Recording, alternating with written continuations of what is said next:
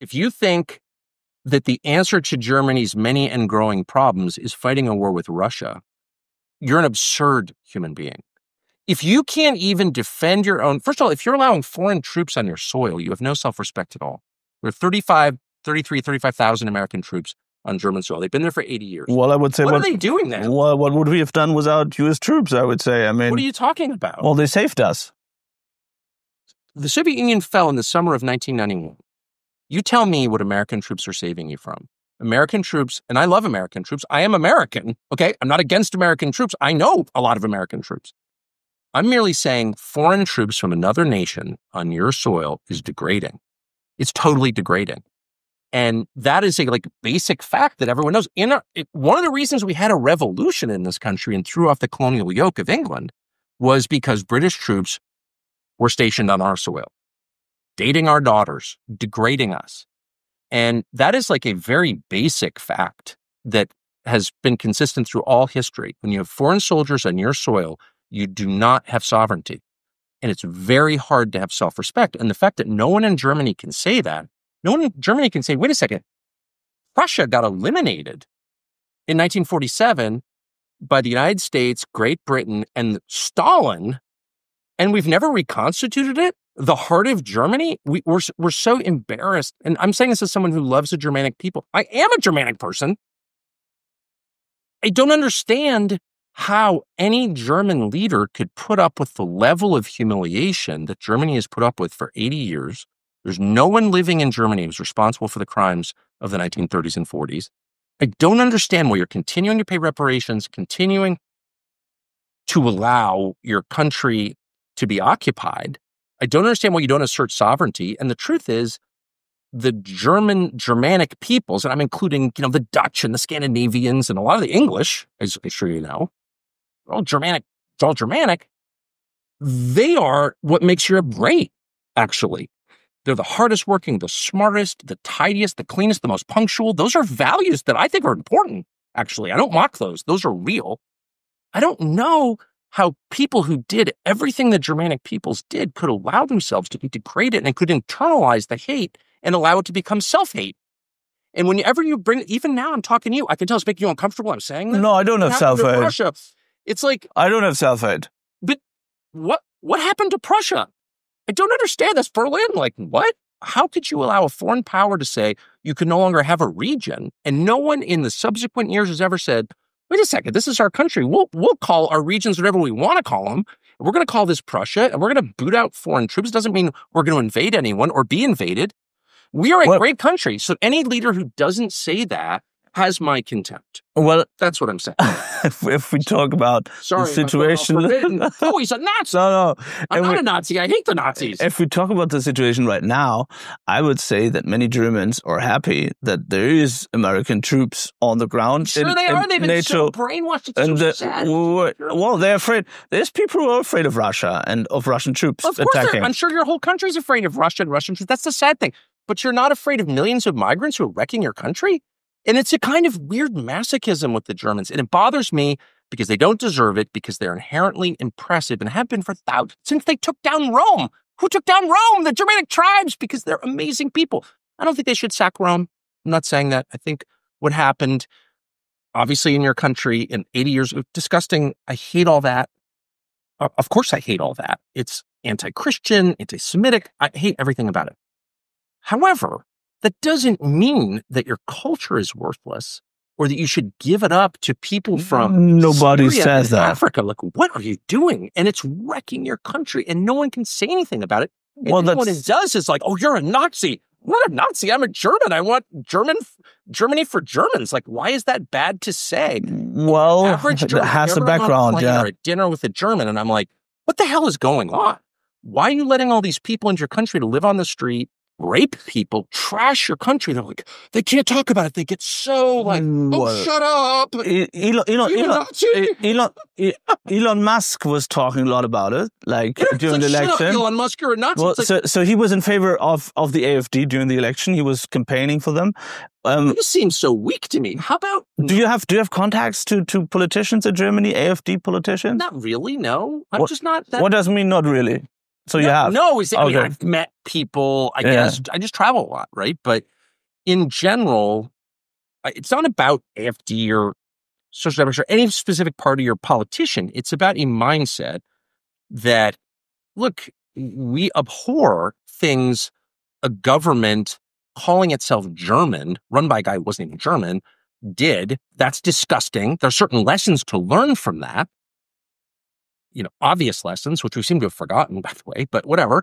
There's certain lessons. I think that's important and great. I'd never make apologies for the Nazis. My gosh. But you should also never make apologies for German culture, for the long, 1,000-year history of the, not really country, but region, multi-thousand-year history of it. Like, the Germanic peoples are great. Compared to what? Compared to who? Like, you have allowed them, and it's in your school system, as you know, I'm sure you went through the brainwashing where they're like, you spend a year learning how you should hate yourself and your people. Not really. Not really. Not really. Something happened to you guys because I've never met a more masochistic people. And here's the problem with it. It offends me. I'm not German.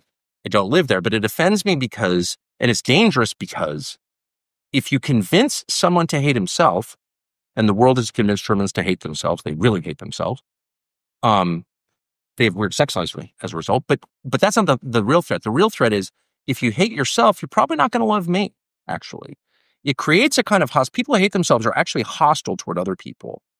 And I just think, whether it's AFD, I don't care who it is, the first German leader who stands up and says, I'm totally opposed to the Nazis, obviously, that's not even a conversation. That was 80 years ago. Are there any Nazis left? No. It's nothing to do with the Nazis. I'm pro-German. I think we should be proud of our history, our culture, our language. If you're not German, this is the indigenous population of the region. The indigenous population. Because if you're not part of that, you can leave.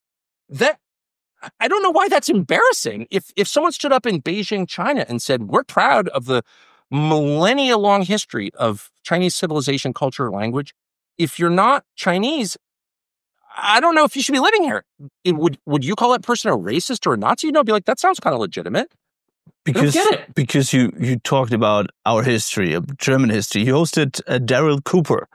Daryl Cooper! He's so dangerous! Highly, I would say, controversial historian. He's not highly controversial. He's one of the most popular historians on the entire internet. Well, he claimed that the Nazis never intended to kill 6 million Jews. He said certainly didn't claim that. Well, he said. Listen to the well, I did. He's feeding shit propaganda on the internet. I was listening to it. He said it was just an accident, and he said did not say that. I was sitting right there. Let me quote that the Nazis simply didn't know how to care for that many people. He did not say the Holocaust was an accident. He did not say that. He was speaking very specifically.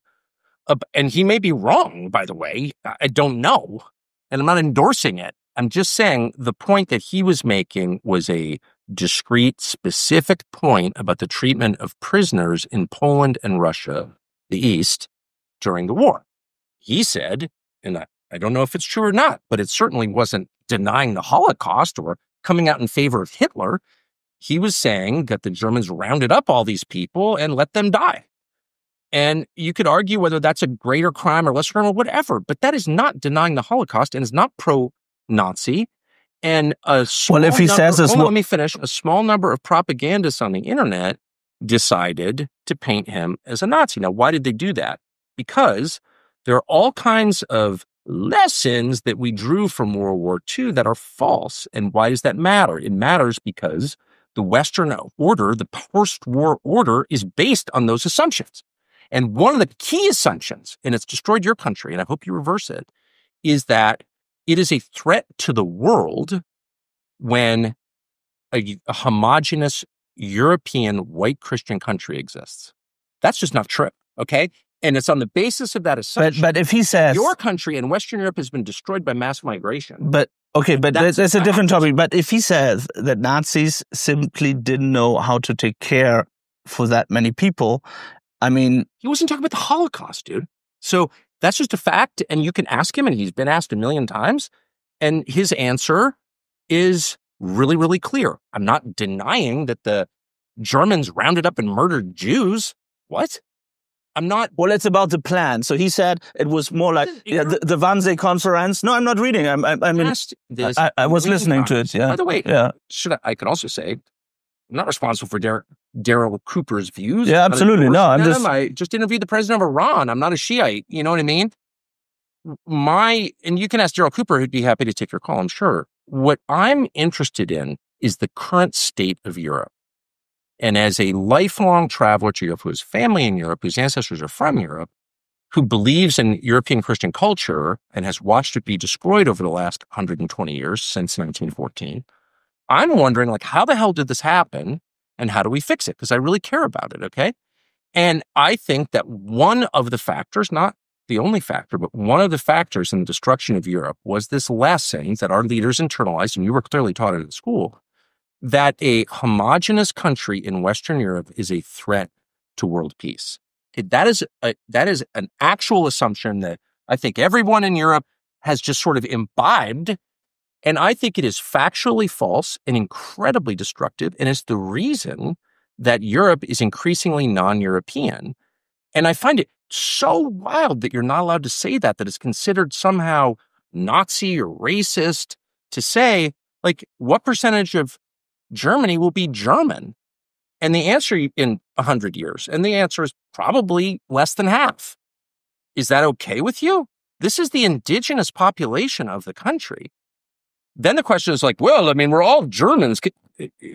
This is crazy. There's no other part of the world that is held to this absurd fantasy standard where, you know, it doesn't matter if the majority of the country is actually from that country, whose ancestors built the country, created the language, the culture, the music, the art. It's just like, shut up, Nazi. And where does that come from? That's where we are right now. Everyone is totally afraid. I am just so proudly anti-Nazi that I don't feel guilty saying it. It's just true. And why can't we say it? We can't say it because of that lesson that we learned. And it's a false lesson. So, like, there are lots of false lessons that we learned from history. It's not the only one. But it's important to tell the truth, don't you think? Or no one in the media thinks it's important to tell the truth. The second you say something is true, they're like, shut up! Look, he was denying the Holocaust. No, he wasn't.